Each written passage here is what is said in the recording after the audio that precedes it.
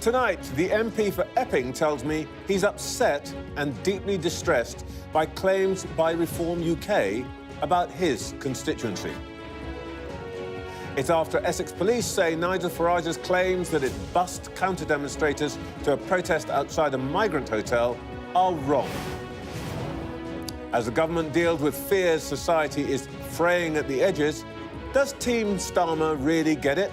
I'll be speaking to the academic, Labour peer and founder of the Blue Labour Group and friend of JD Vance, Lord Maurice Glassman. Also tonight, as Sky News revealed a 2-hour screen time limit and digital curfews for children are being considered, we'll ask if it'll be enough to stop teens doom scrolling. Plus, we'll hear a warning from investment giant Goldman Sachs. London's leading status in the global financial system is fragile, and the government needs to act.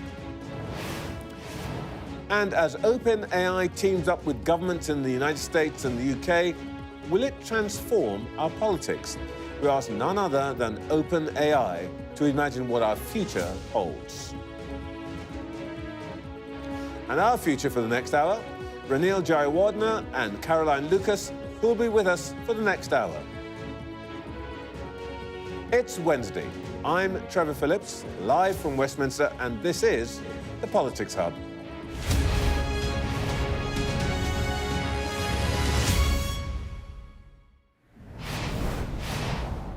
Good evening and welcome to the Politics Hub.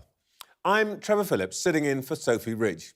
You can think of me as the Michelle Adjeman of Sky News, but I'll try not to make you wait until a minute to extra time for the good bits.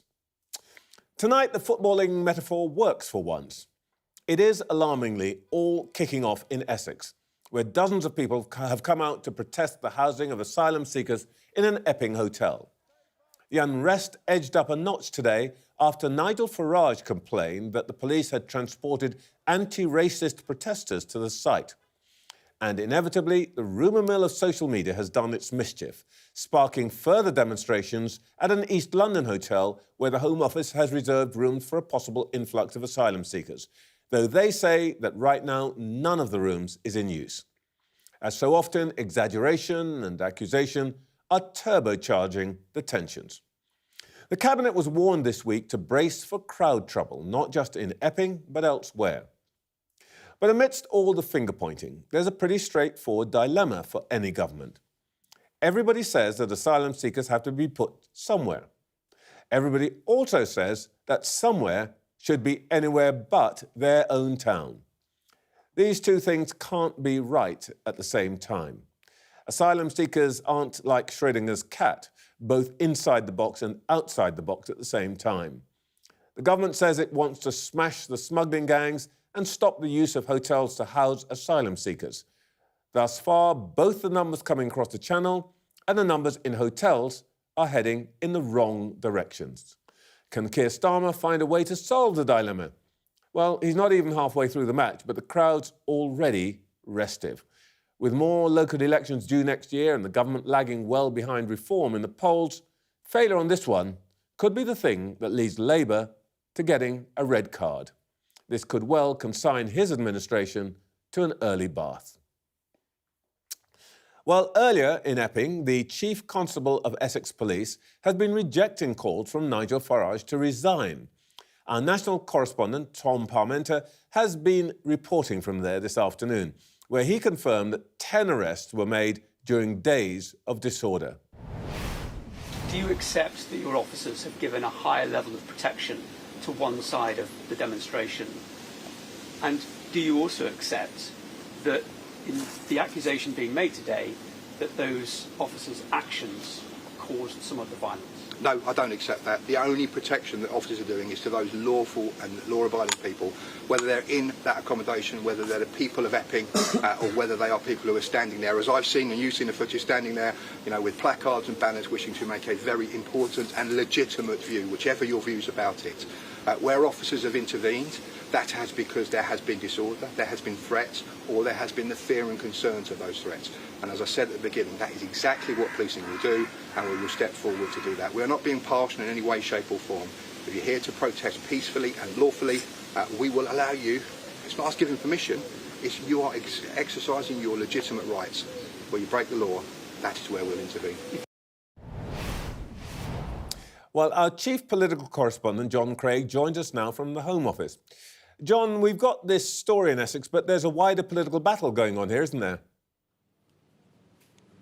Well, earlier this week at the Cabinet, yesterday, the Deputy Prime Minister, Angela Rayner, gave a warning about social cohesion, as she put it. Talked about society being fraying at the edges because of illegal migration. Now, the row has really taken off today because of not just those comments. She's been backed by the current Tory leadership, although not by the old guard, Michael Gove. But today, Nigel Farage really caused a row when he said this. He posted a video and he said that this video proves Essex police transported left-wing protesters to the Bell Hotel in Epping. There's no way Chief Constable Harrington can stay in position. Well, there was no condemnation of Mr Farage from the Conservative Party. There was criticism from Michael Gove. But what the senior Tories, Kemi Badenoch and her new Shadow Housing Secretary, James Cleverly, were more focused on was the comments by Angela Rayner at the Cabinet yesterday. Now, what Kemi Badenoch said was, I'm surprised it's taken her this long to actually understand what's going on. And then she said she needs to do something about it. Now, those comments were welcomed by James Cleverly. He was making his debut on Sky News in his new role as Shadow Housing Secretary. And he said she makes a good point. She said I think she makes a good point. She's echoing things that the Conservatives have said for a while, said James Cleverly. Now, here at the Home Office, what they've done today is make an announcement on cracking down on illegal working by migrants, illegal migrants, a new scheme to try and persuade companies like Deliveroo, Just Eat and other food delivery companies to enforce and not make sure that that these illegal migrants are not getting jobs. A new sort of sharing of information scheme. That didn't impress Kemi Badenoch. She said that's barely scratching the surface. But what was perhaps unexpected today was an intervention by the person who used to be the Conservatives' Housing Secretary, Michael Gove, because he criticised Angela Rayner, essentially accused her of talking Britain down. That's something you normally hear governments say to opposition leaders, you're talking Britain down. What Mr Gove, or now Lord Gove as he is, he said it was a mistake on Labour to brief, as the Cabinet did, as Number 10 did yesterday, her remarks about social cohesion and the fear of unrest and so on. A big mistake, he said. He went on to say, if you're in government, you don't accentuate the negative in this way. You certainly don't suggest to people that violence might be about to break out. And he also hit out at Nigel Farage. He said, I think it's understandable why Nigel Farage says what he says about Epping. But I don't believe that anyone should be doing anything to anticipate or to seek in any way to say that this is inevitable. So, as ever, Mr Farage has stoked up a row, but he won't mind that, I'm sure. Well, this is extraordinary, John. You've now got a four-way kerfuffle. Gove, Rayner, Cleverly, and, of course, Farage, four of the, if you like, biggest personalities in politics. It's going to be quite a thing. And actually, this whole issue looks like it's going to get legs, doesn't it? Well, Nigel Farage held a news conference at the start of this week on Monday.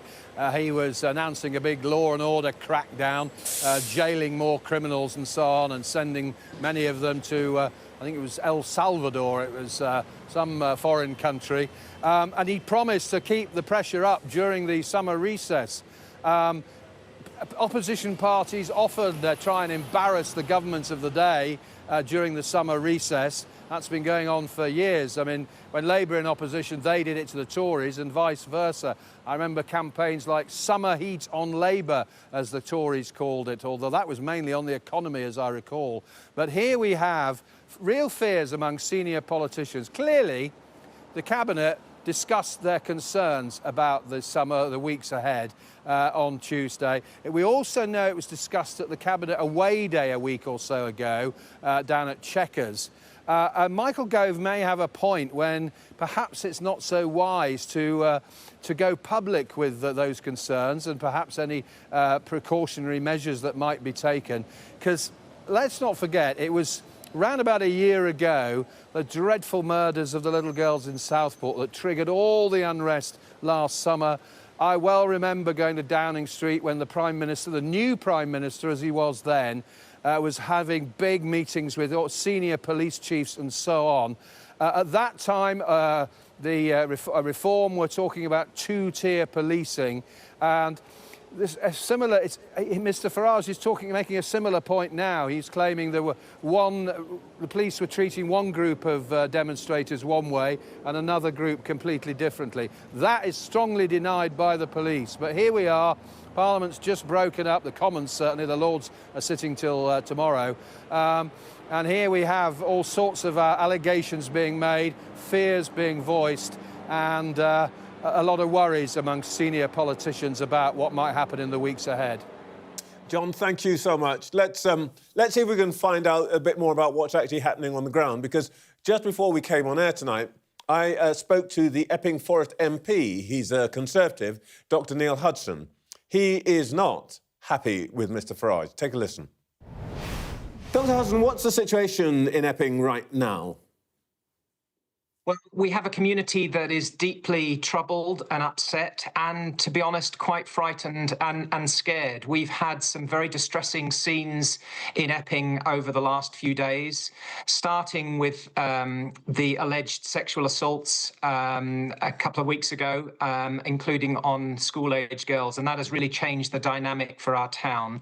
And so we've seen these serious protests, and these started as peaceful protests, and very much people have the right to peaceful protest, but we sadly had many people come in and create violence, and we've seen over 8 or 9 police officers injured. We've seen 2 members of staff from the hotel assaulted, and these are scenes that we don't want to see in our small Essex town of Epping. So I'm urging the government to get a grip on this issue urgently and close the Bell Hotel in Epping immediately. Are you saying that the violence was all committed by people from outside Essex, Epping, I beg your pardon? Can't give a running commentary on the people that the police have arrested and potentially charged, but many, many people from within the Epping community have been coming to peacefully protest. And sadly, what we have seen is people from both sides of the debate wanting to come in and create violence. And these scenes are unacceptable. They are not us, they are not Epping, and they are not what we stand for. So I'm calling for everyone to stay calm and united, but we are urging the government to act now. They've got to act quickly and close this hotel. The Conservative government managed to close this hotel in April of last year, but the Labour government opened it up a few weeks ago with no local consultation and against all advice. And there are serious management and safeguarding issues related to this hotel, so we've got to get a grip. You talked about outsiders. Of course, we've also had commentary from Mr. Nigel Farage about the police's behaviour. Are you happy that Nigel Farage has entered the debate, particularly criticising the police for, as he suggested, transporting protesters to the site of this hotel? Well, I refer your viewers, Trevor, to the press statements and the press conference of Essex Police today, where they have been categorical that actually protesters were not transported into the protest. And they have been very, very clear that actually they were monitoring people coming in, arriving on the underground station and walking up to the protest, and so they were monitoring them and escorting them up, but they were not bussed in. So actually, what some politicians are putting out in the media is not correct. And so I'm urging your viewers and the local community to listen to the advice and the accurate information that is coming out from Essex Police. Essex Police are putting themselves in harm's way to keep people safe. And it's very important that we have the facts and we have no misinformation. But I'm categorical. I am fully in support of Essex Police, and I'm very grateful for what they're doing. I've been out on patrol with them to the Bell Hotel, talking to local residents, and people feel very reassured and calmed by the police, but they are very nervous about the imminent protests. Dr. Hudson, I think it is evident how angry, I think probably the only word I can use here, you are about what has happened. I'm upset. To take a step I'm back, upset, and I'm deeply distressed for my community. This is my home area, and I know Epping very, very well. And we have seen a change in dynamic, and people are nervous. We've got mums and dads, we've got kids, we've got grandparents, and we want to get our community back to how it was. And I'm urging the Home Secretary and the government to act quickly for community safety. Well, my dynamic duo tonight is Sir Ranil Jayawardeneh, former Conservative MP, and the former leader of the Green Party, Caroline Lucas. Welcome to both of you. I'm also pleased to say, I mean, this is the poshest studio in town tonight. I've got the Labour peer, Lord Glassman. Maurice, what do you think is happening there in Essex? This is a sort of thing that I think you've been bothered about for a while. You may say that. What's happening is a whole load of stuff. The first is the complete inability of the government to do anything about the boats. The second is the ineffectiveness of the state, that they say things and they're doing things, but there is no action. The third is this concern about sexual molestation going on in relation to the hotels. The fourth is this idea that that's really being pushed around, that there's two-tier policing going on, and then it just opens up the space for Farage to move in and say this bullshit, pardon my language, about protesters being bussed in. They're not being bussed in. The issue is that my party has for years and years and years considered any criticism of immigration to be racist, to be fundamentally wrong, and so you've got an absolute misalignment between the deep concerns of communities and government, and this is where we are going into a hot summer. Let's come to the underlying issues in a moment, but I suppose ministers would say, look, we're doing deals with the French, we are doing some deals to do third-party processing, we are getting into a place where we can, stop boats being shipped out of Germany and so on. We are acting, and it is unfair to put this on us. Well, the number of people arriving on the boats is going up. That's just for the first idea. So obviously what they're doing isn't working. The second is the mismatch between the rhetoric and the reality. The Prime Minister says it's a national security issue. So why not put the Royal Navy in the Channel? Why not stop the boats? If it's a national security issue, we're a sovereign nation. The people have made their views known in a democracy. Why are we so weak in relation to the French? Why can't the French control their own border? What's the issue here? Macron came over last week. I saw him in the Lords. And he was talking about, it's the incentives of a cash economy. He was talking about the grey economy and the cash economy. Now, what we had last time was the Conservatives got in 2019. Do you remember that? You won a huge majority, and you said you were going to take back control. And what did you do? 1 million migrants a year and no control of the boats. This is why your party has completely lost the trust of the people. They were given a mandate to do something, and you didn't do it. What I'm saying is the same. But the same fate is awaiting Labour unless it acts. This is the point I'm making. I'm not saying that we're not sinners. I'm just saying you blew it, and we are blowing it in real time. And the advantage here is for, you say, Mr. Farage. It's pretty clear that the Cabinet is worried about this, isn't it?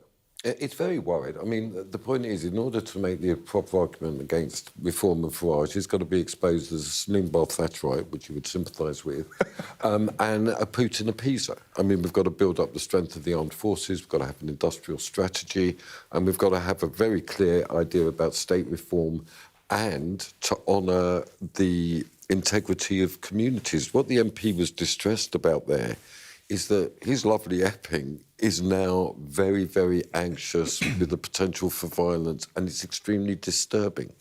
This is the point. So it's really time not for process. I mean, I would argue really strongly that we've got to get out of the European Court of Human Rights, we've got to scrap the Human Rights Act, we've got to have effective political action, not process procedure. What is this one in, one out thing with France? I don't get it. What is this, a supermarket deal? The problem that you've got there, Maurice, is that the Labour Party's mainstream position wouldn't probably agree with you.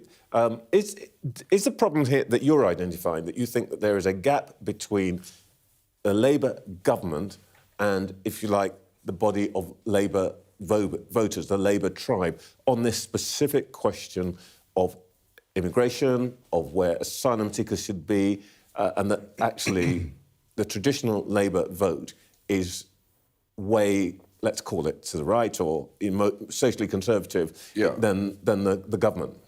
Yeah, I mean, this has been building, Trevor, throughout your life. I mean, my phrase for this is the people are sick and tired of rule by the lanyard class, who try to control your speech, control your actions, who don't want you to laugh at anything. They want a completely humourless world. And there's an insurrection going on against that class. Now, it's not the case that that is true for a lot of Labour MPs who are in constituencies, and the brutal reality is, with less than 3,000 majority and with Reform in second place, believe me, the conversation is very real. On what you said earlier, I don't think the Cabinet meeting should be briefed or leaked, but the rupture between the working class and Labour is very, It was, very by the way, real. an official briefing, we're told. Yeah. The Angela Rayner quote that says, this is...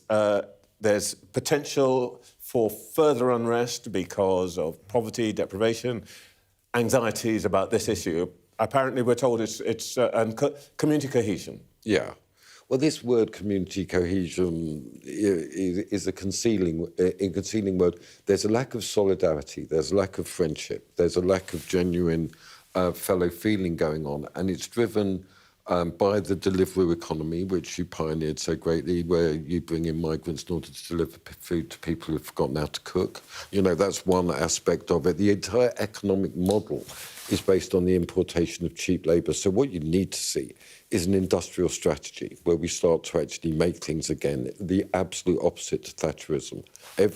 The meaning of Thatcherism, everybody, is really clear. The empowerment of the Chinese Communist Party. All our capital was invested in China, no free unions, no democratic unions, 24-hour glory, right? 24-hour day production, cheap labour, lovely.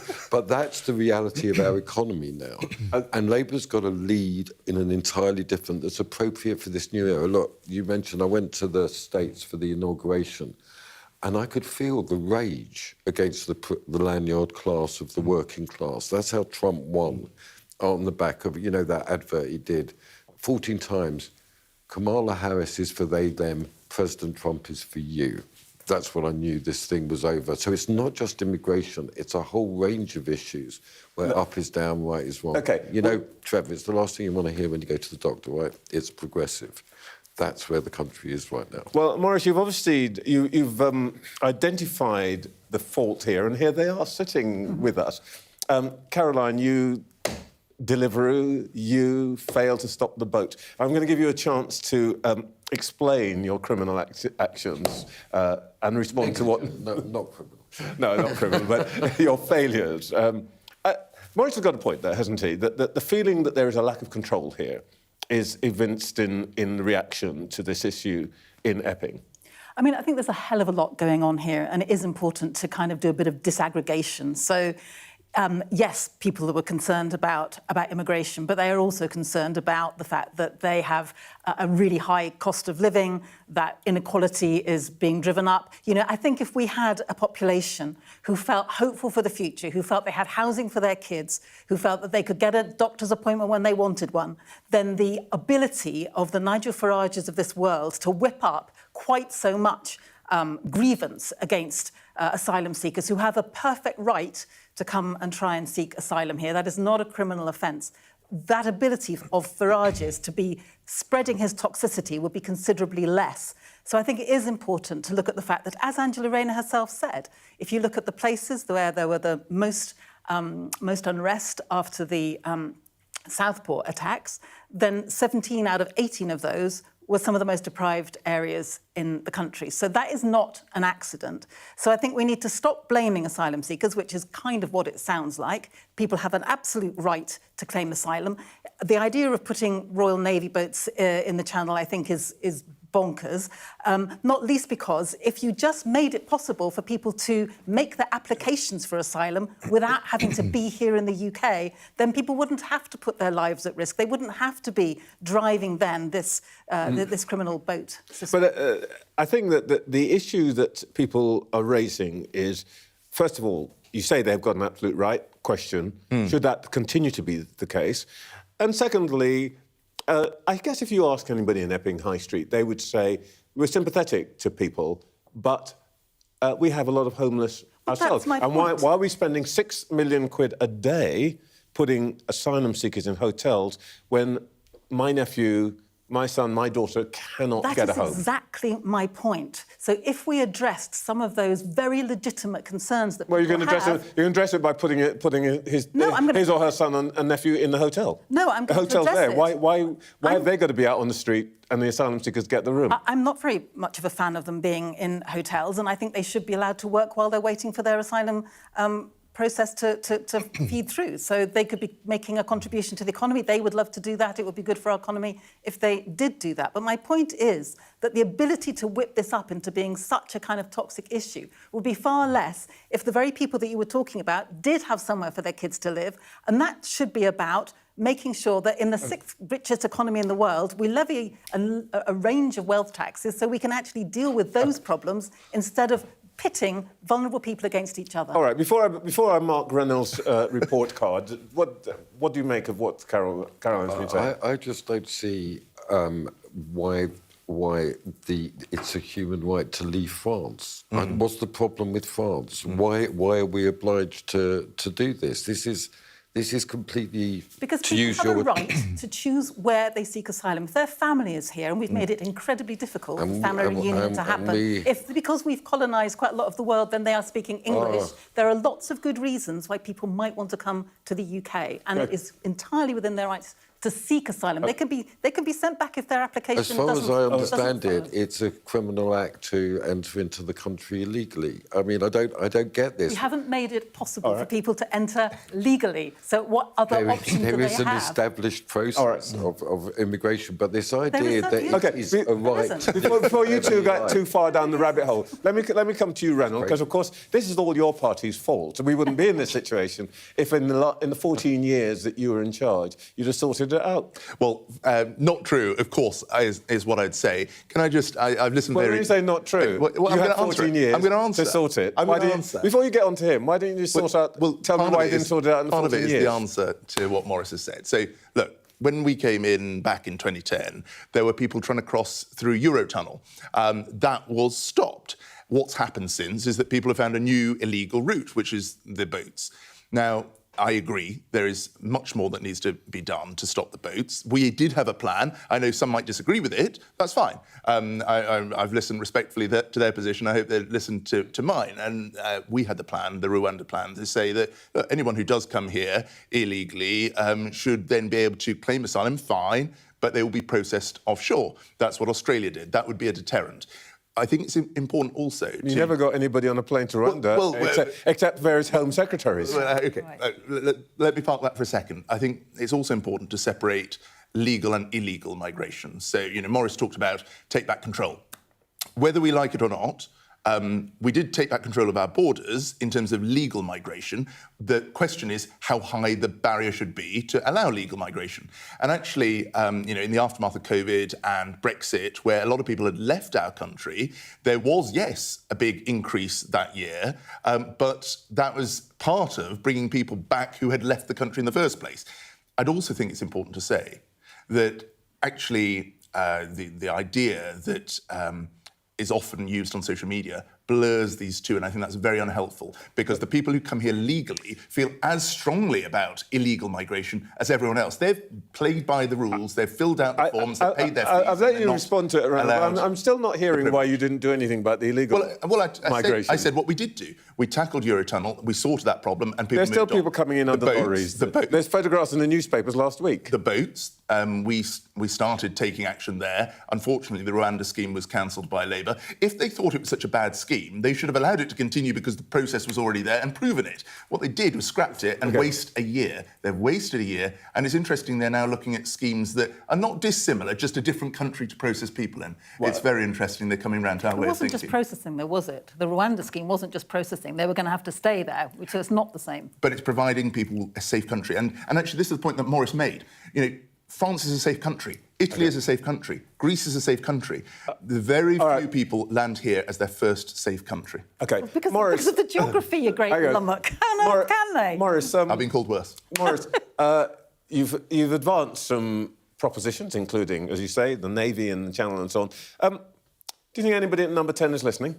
I think they've got to. I mean, this is a proper, profound debate with Caroline, I think, about rights. And I think that a fundamental aspect of sovereignty is a democratic decision to control borders. I think that's entirely legitimate. I love liberty, Caroline. I'm not so keen on rights. I think this is not part of the common law tradition. So I think it's completely legitimate for people to vote to control immigration. That's not a violation. I also agree with what you say, that this is a strange situation where France is considered a hostile place. And I really don't understand why France is controlling. Labour's got to listen. It has to listen to the concerns of working class people and ordinary people. And in fact, it's spreading much wider in the society. This is a great country. We've had unprecedentedly high levels of immigration now for 40 years. And the toleration and the mutual understanding has been strong. We've got to be very aware that there's a tipping point here, and people have got to be heard without smearing them as far right. And if we're going to successfully resist a bunch of chances cleaning up in reform, we've got to get straight with the people. If there was some kind of body near our border, perhaps called the European Union, where we could actually work this out together. No, I am serious. No single country can sort this out on their own. We used to have ways of having returns, and we threw all of that away with Brexit. And of course, you're taking us you guys are taking us into territory which is fascinating, but and is going to get in the way of the commercial breaks, and we've got to pay for the lights. You're watching the Politics Hub, and coming up, Sky News has been speaking to the Technology Secretary as the government considers limits on screen time and a social media curfew for children. Stay with us.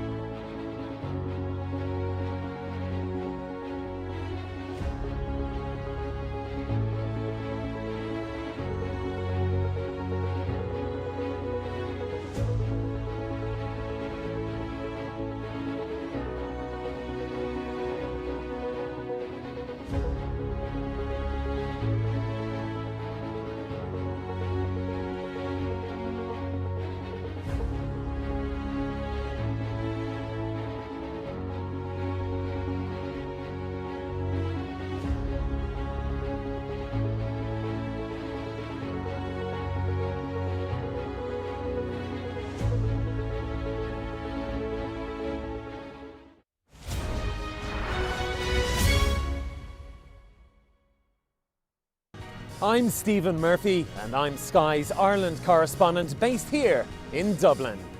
The waters of Ireland and Britain should be home to great white sharks. If there are great white sharks in this area, there's no reason they wouldn't come here to feed. It's basically a buffet on a beach. This could be not only a record-breaking storm, but potentially the most dangerous storm ever to hit Ireland.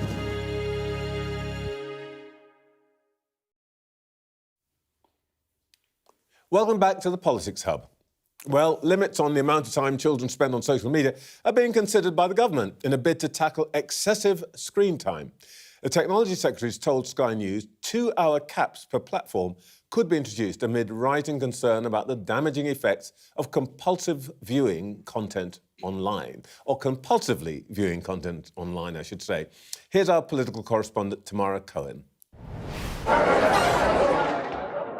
People are on the phone, like, scrolling until, like, 3 o'clock in the morning. Stuff that you wouldn't want to see and that shouldn't be on there, and that no one of any age should be seeing, really. Men have been messaging me knowing that I am a child, and it's just disgusting. We met these teenagers in Darlington earlier in the year to hear their thoughts on the raging debate about online safety and smartphones. Algorithm picks up on what you've seen and what you've scrolled onto. It'll keep track of that and think that you want to see more of it when you don't. So it'll keep suggesting, you know, more inappropriate age content. As soon as I wake up, I'll check my phone, and then as soon as I get home, until I go to bed, really. The only time I take a break is when I eat or if I'm talking to someone. What other types of content do you think it's not? Now they've been invited by their MP to tell the government what they see and experience. Thank you so much for making the effort, getting up bright and early and coming to Westminster so that we can protect the next generation of under-16s from the threats online. This is what they feel needs urgent attention. A lack of restriction on screen time, Right. I'd personally say. It'll lead to people, well, scrolling for hours on TikTok, for example. People are free to message you however much you want and they can say whatever they want and you've got no control over it. It's just shocking that under 18s are exposed to that. I get the feeling that you have to be quite tech savvy to protect your kids online, or you've got to go all the way into the settings to enable some sort of protections for your kid, whereas it should be the default. Our survey of 1,000 teenagers found 40% spent at least 6 hours a day online. I understand the government is looking seriously at a 2-hour limit for social media apps. A nighttime or school time curfew is also being discussed with social media companies. I feel really bad for those who've gone before you, who have basically grown up in a Wild West. The Technology Secretary, who's implementing online safety laws, says it's time to go further on screen time as well as content. Youngsters say it'll be difficult. If you decide to go off one app, if your parent sets a restriction on Instagram and says, right, you're coming off it now, there's TikTok, there's Pinterest, there's Facebook, there's Snapchat, there's so many different other ones you can go on.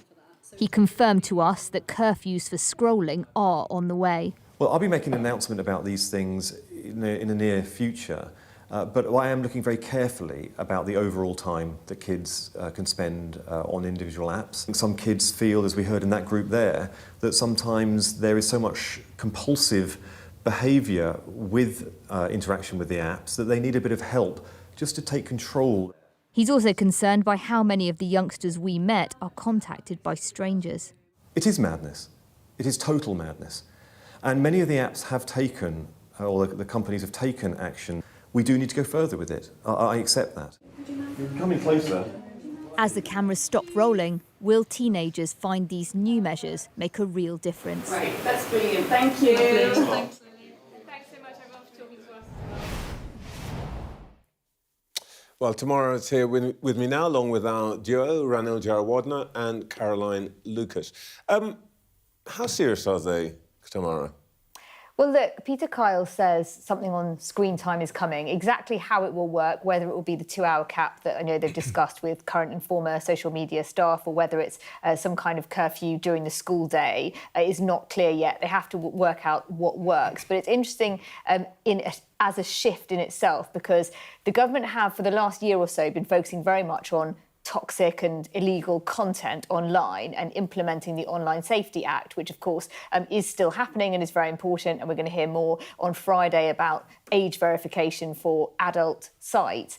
But he's also hearing in a lot of discussions with parents and teenagers that parents are concerned just about the very act of their children being glued to their phones for hours and hours on end. And it's something that they feel they can't tackle themselves, they say, because if they say, oh, you've got to be on it for 2 hours, then stop, other children will be on it for much longer. And so he hears the concerns from people who say we need the government to at least guide us as to what should be done. And you're already seeing apps like TikTok now bringing in a 60-minute reminder saying, do you still want to be on here? So what he's suggesting, I understand, is something tougher than a reminder, but something more than that. But exactly how it will work is still going to be hammered out. But the idea, he says, that people want to be told how much screen time is healthy and that the health of children online is something we should consider as much as offline. He said it shouldn't be parents always ripping these things out of kids' hands.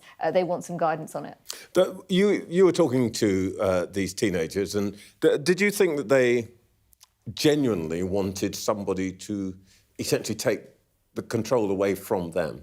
So they don't want... We surveyed 1,000 teenagers in Darlington, and I spoke to some of them there. They don't want their phones taken off them, because there are campaigners saying under 16s just shouldn't have phones at all. They didn't want that, but a lot of them told us about the toxic content that they see that's either illegal or deeply disturbing, often violent content. They don't want to see that, and they feel that they're often not looking for it, but continue to be sent it by algorithms. So that's something they're concerned about. But many of them said they're just concerned that they are losing out on real interactions by spending a lot of time on their phones, often on their own. And so it is something that also we've seen in Ofcom surveys that teenagers say that they struggle to control their social media use, and adults do as well. So it feels that the government see an opportunity here for people who want that guidance, but exactly how tough it will be. Will it be the app times out after 2 hours, or will it be more of a reminder? I think that's what we need to see. Well, it's hard to see how it happens. I mean, I think it's a crime, because if they're on their phones, they're probably not watching TV. And, that, frankly, should be made illegal. But, Carol, is there a worry here about the government overstepping the line a bit on what it should be doing in terms of interfering with family, personal life and so on? That's not my main concern. I think there is a real concern in the country about the impact of social media and the amount of time people spend on it, as well as the content. And it's clear that that young people are wanting some kind of protection, I think, in some way, or at least guidance. I think my question comes as to whether or not some kind of technical solution is going to be the thing that's going to work, because we know again and again that actually, given that what we're talking about here is something that's pretty addictive, if one particular app, or even 5 or 6 apps, have this 2-hour timeout, it's not going to be beyond the wit of either the technical people themselves to create a few more apps, or the kids themselves to look at someone else's phone. So I think there needs to be a much stronger focus within our schools, giving more of a help to parents and teachers coming together to talk about how we make our young people more resilient. I take the point that if it's one parent feeling that it's just them doing it, that's really hard. Why can't we have more meetings of parents and teachers coming together to talk about this and exploring some of the solutions together, rather than thinking that there's just going to be a technical solution to this, because I think they'll get round it. I think this is a very important point, though, Ranald, isn't it? I mean, the teenagers are smart, and probably they will get ahead of any barrier you can put on them. And maybe that there's a case for saying we need to start at the other end here. Well, I think, human end, as it were, rather than the machine end. Well, I think Peter's trying to do the right thing here, but he's got a lot further to go. I'm one of the people who does believe in the smartphone-free childhood movement and what they're campaigning for. They say, look, if children need a phone because they're travelling alone, long distances, whatever, get them a brick phone that doesn't have any of these apps on at all. And I agree with what Carolina said in terms of parents and teachers working together. That's really important.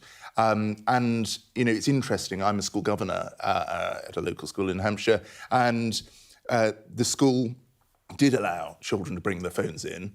at my very first meeting, I put forward the case to say, let's ban them.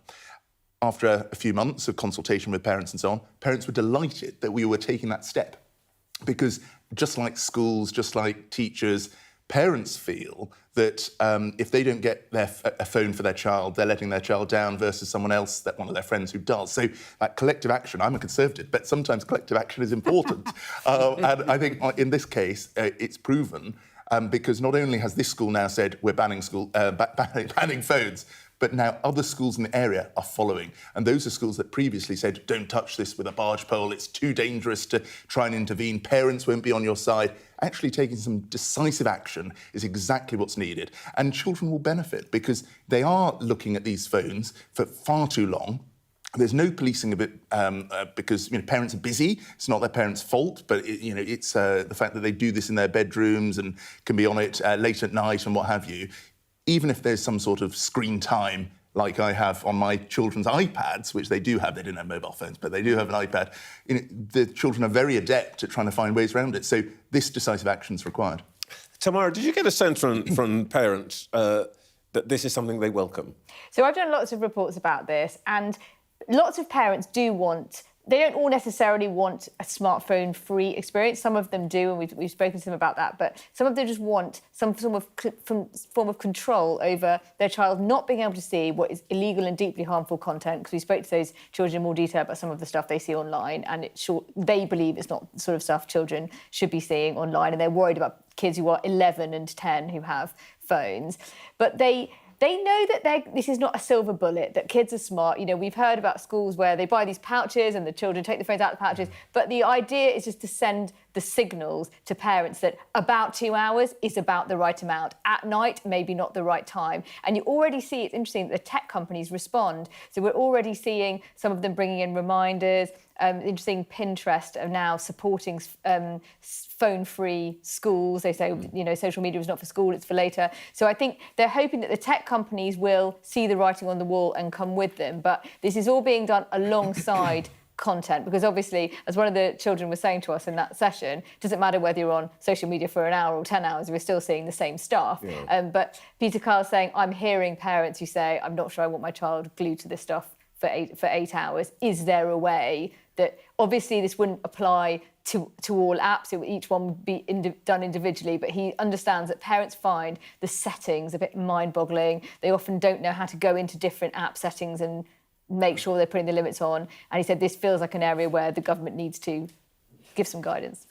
Tamara, thank you very much. Well, tomorrow's scoop, I can assure you, is going to feature in tomorrow's papers. It's all over the place. We'll have our extended press preview from 10:30 this evening with tonight's news and tomorrow's headlines. Joining us will be the Daily Mirror columnist, Kevin Maguire, and writer and broadcaster, Angela Epstein. Now, before we move on, I just wanted to say, you might have heard a bit earlier in the programme some strong language from one of our guests. I think I allowed a member of the House of Lords to be a bit naughty. This is a live show, of course, but we apologise for any offence that was caused. Now, the boss of one of the world's biggest banks has warned that the City of London's status as a leading financial centre is fragile. Goldman Sachs chief executive David Solomon told Sky News presenter Wilfred Frost's The Master Investor podcast that other countries in Europe are proving far more attractive at the moment. I think that if you look and you step back, London continues to be an important financial center, but because of Brexit, because of the way the world's evolving, the talent that was more centered here is more mobile. We as a firm have many more people on the continent in the last 5 years than we did, 5 to 10 years ago. And I think that, policy matters, incentives matter, and it's important that you get that balance right if you want to protect and retain, the leadership position that the UK and London has in participating in the broad global financial system. And so I think it's fragile. I'm encouraged by some of what the current government is talking about in terms of supporting business and trying to support a more growth-oriented agenda. But if you don't set up policy that keeps talent here, that encourages capital formation here, I think over time you risk fraying that. Ranald, the Goldman Sachs, of course, is the biggest bank of its kind in the world. I think they I can't remember what they call it, the vulture squid or something like that. It's got its arms into virtually everything. And David Solomon, the boss there, is clearly bothered by the sense that Europe is a little bit, as he puts it, fragile. Is he right to be? Should we care what they think? Yes, he's absolutely right. And, action is required. There was some action announced by Jeremy Hunt when we were last in government to try and deregulate certain elements of financial services in the United Kingdom, in the city, but it extends beyond. We've got important financial centres in Birmingham and Edinburgh and so on. And it's encouraging to hear Rachel Reeves, in fairness to her, it's encouraging to hear her say that she wants to now explore some of that. It's taken her a year to get her head round it, but fair enough. And if she's going to adopt some of our ideas, then credit where credit's due. The London Stock Exchange used to be a fantastic beacon for businesses who wanted to raise equity capital. And now so many businesses, including British businesses, list in the US. That's not sustainable. So we've got to make sure that London becomes more competitive again. And, some interesting innovation from the LSE proposed, like 24/7 trading and so on, but other bits require government action. I think that, Caroline, that I've now remembered what they're called. They call Goldman Sachs the vampire squid. That's it, vampire. And I suppose there are people, and I'm not taking sides here, who always wonder when you hear from one of these sort of masters of the universe captains, what are they really up to? But do you think that he's got a point, that we're so dependent to some extent on financial services and so on, that actually any uncertainty in that sector is a problem for our overall economy?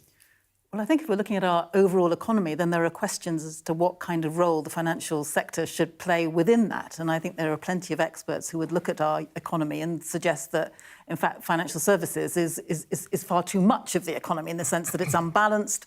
It means that it's quite insecure in certain ways, uncertain, and actually having more of a real economy, if you like, going back to some manufacturing, can I even suggest, that might actually make it a more balanced... making stuff? Yeah, making stuff. Remember that stuff? People used to do that. You've got to raise capital to fund that stuff. But all I want to say is that I just feel that when I hear Rachel Reeves, or even Ranil, talking about greater deregulation, I just want to know really what that means, because we've been there before, just before the financial crash, when there was a hell of a lot of deregulation, and we saw where that led to. And and I don't know if it's the case, but if they're talking about unpicking some of that, then I want to be quite certain that that wasn't going to make us vulnerable to future crashes. Just a very quick thing, Karen.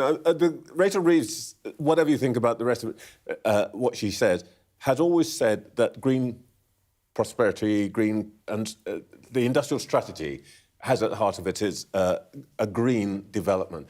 Do you believe that? Do you believe that they're getting on with that? I think there are certainly voices within the government that would like to, and I think Ed Miliband, for example, as the Energy Secretary, would love to do more of that. But I do think that what we're actually seeing is some kind of rollback from that. There was lots of talk, if you remember, about £28 billion they were going to put into the green economy, and that didn't happen. And we know that the green economy is growing 3 times faster than the rest of the economy, and so I would suggest that if they are serious about wanting to grow things, then looking at the green economy is exactly where they should be focused. All right. Now, thinking about the economy and technology and all of that, OpenAI, the maker of ChatGPT, has signed a new strategic partnership with the UK government, which we're told will transform public services. This is one of the 8 big areas that the government want to invest in. But as they look at using AI to shake up the civil service, what should success look like? Well, who better to ask than OpenAI's most famous product, ChatGPT itself. We asked ChatGPT to look into 2 alternate futures. One good, one maybe not so good.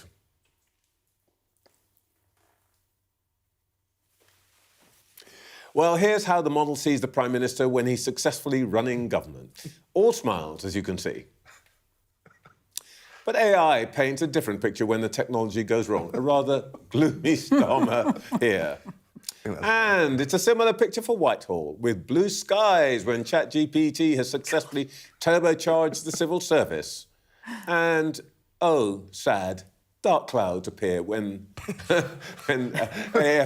effing AI, somebody says, isn't going quite so well. Well, there's a slight reshuffle on the card when the use of AI isn't going quite so well. That's according to AI anyway. And I think it's clear here that ChatGPT is a bit confused about who is actually in the cabinet. And as a result, when ChatGPT is asked what successful AI use in government looks like, a scene that's probably more joyous than any cabinet has ever been, or certainly recently. Let's bring in our duo for this evening, Ranil and Caroline. Ranil, do you believe, I mean, everybody bangs on endlessly about AI. Do you think anybody knows what they're talking about? Yes, but, you know, those are the people that aren't in government. You know, the truth is, when you're hiring a head of digital for, what, 50, 70,000 pounds a year, and the people who are doing those equivalent jobs in the private sector are probably paid 10 times that, we've got a lack of skills in government. And so I think, you know, government's got to be really careful as to what it does. But, and here's the big thing, you know, the truth is that AI could be transformative to so many of the basic tasks of government, the interaction with citizens, you know, from getting your passport through to your driving licence and benefits and so on. It could be amazing if it's harnessed right. Caroline, there used to be talk of two different kinds of greens. There are deep greens and techno greens. Which are you? I'm not sure I accept the premise of the question. I mean, I think clearly there's going to be an important role for AI in all parts of the economy and society. I think what worries me more about this story is that, as I understand it, Google is saying to the government, oh, dear government and dear civil service, we are going to let you have for free all of our lovely AI, and you can then become more and more dependent on it. And then what are they going to get out of that? And just how dependent are we going to be on a US supporting big tech? How secure is our data from perhaps UK public services going to be when it's on servers that are based in Trump's US? I don't know. So I would just be a little bit more cautious about that aspect.